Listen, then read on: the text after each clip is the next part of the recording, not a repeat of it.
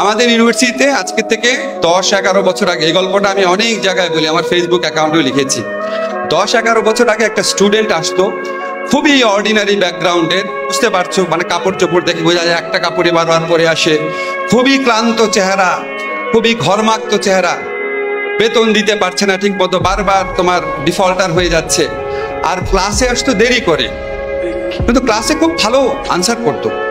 তা আমি তাকে জিজ্ঞেস করলাম, নাম বলছি না আমি তাকে জিজ্ঞেস করলাম একদিন ডেকে, তুমি তো খুব ভালো আনসার করো ক্লাসে, এত দেরি করো কেন? তখন সে আমাকে তার লাইফের কাহিনীটা বলে, একটু ভালো করে শোনো। আমাদের ইউনিভার্সিটি ক্যাম্পাস ছিল তখন ধানমন্ডিতে, সে থাকতো কেরানীগঞ্জের দূরের একটা গ্রামে, আমার গ্রামটার নাম মনে নাই। সে 1 ঘন্টা হেঁটে নদীর পাড়ে আসতো, নৌকা দিয়ে ঢাকা শহরে আসতো, টেম্পুতে করে জিকাতলার দিকে আসতো, তারপর আবার হেঁটে আসতো। কোনো একদিন নৌকা পেতে দেরি হলে বা টেম্পু পেতে দেরি হলে, তোমরা জানো মেয়েদের এখানে টেম্পুতে চড়ার ক্ষেত্রে অনেক প্রবলেম আছে, যে একটু কমফোর্ট চায় আর কি।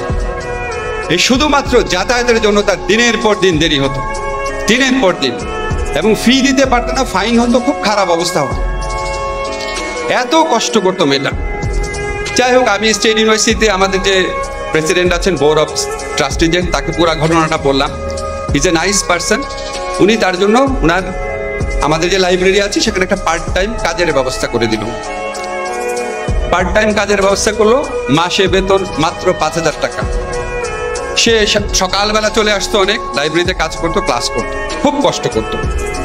এখন আমাদের যারা ল পরীক্ষা টরীক্ষা দেয়, আমাদের অনেকের জীবনে স্বপ্ন থাকে লয়ার হওয়া, আর যারা অনেক বড় স্বপ্ন দেখতে চায় তারা জাজ হতে চায়।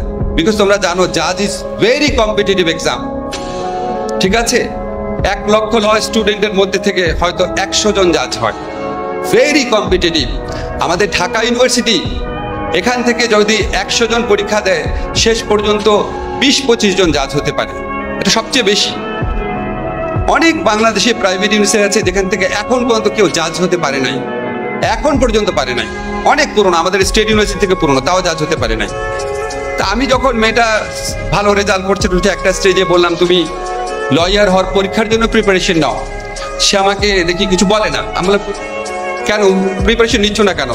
তখন সে মাথা নিচু করে তার চোখ পানিতে ভরে গেছে, বলে, স্যার আমি জাজ হতে চাই।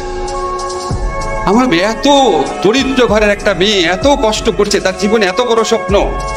তা আমি তাকে অনেক বোঝানোর চেষ্টা করলাম, তুমি প্রথমে লয়ার হও, আস্তে আস্তে দেখা যাবে। সে কথাই শুনলো না, সে পরীক্ষা দিল, প্রথমবার ফেল করলো, দ্বিতীয়বার পরীক্ষা দিল, রিটেন পাস করলো, কিন্তু ভাইভাতে ফেল করলো। থার্ড টাইম যখন আসলো, আমি বললাম, তোমার এত স্ট্রাগল জীবনে, এত কিছু, তোমার ফ্যামিলিকে দেখতে হয়, তোমার ছোট ভাই বোন আছে, কেন এত কষ্ট করতেছো? তুমি একটা ভালো ফার্মে ঢুকো, আমি তোমাকে ঢুকিয়ে দিই। সে কিছু বললো না, চলে গেল।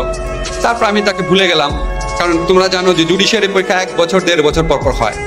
হঠাৎ একদিন আমাকে আমাদের ডিপার্টমেন্টে আজগর ভাই, উনি ফোন করেছে, মানে সিনিয়র একজন টিচার আর কি, ফোন করে দেখি উনি কথা বলতে পারছেন আনন্দের চোটে। আমরা সবাই খুব ভালোবাসতাম ওকে। সে চিৎকার করে বলছে, ও তো জাজ হয়ে গেছে। আমি তোমাদেরকে যে মেয়েটার কথা বললাম, এখন শরীয়তপুরে সে একজন ম্যাজিস্ট্রেট হিসাবে কর্মরত। আমার কাছে মনে হয়েছে ওর জীবনে যে 12 ফেলের যে লোকটাকে দেখেছো, তার চেয়ে অনেক গ্লোরিয়াস, অনেক বেশি স্ট্রাগল করেছে। আমি তার গল্প সব কাছে বলি। আমার এই আজাদ আবুল কালাম, ঈশ্বরচন্দ্র বিদ্যাসাগরের গল্প দরকার নাই, শুনলে মনে আছে উনি আমেরিকার ইন্ডিয়ার প্রেসিডেন্ট হয়েছে, ঈশ্বরচন্দ্র বিদ্যাসাগর এত বড় মনীষী। এটা কি আর কি মানুষের জীবন? এটা তো অসাধারণ মানুষের জীবন। অসাধারণ মানুষ না, আমাদের সাধারণ মানুষের জীবনে এরকম অনেক অসাধারণ গল্প আছে। তোমাদের চেয়েও অনেক বেশি কষ্টে থাকা ছেলেমেয়েরা, তোমাদের একটা গল্প বললাম, আরো অনেক গল্প আছে।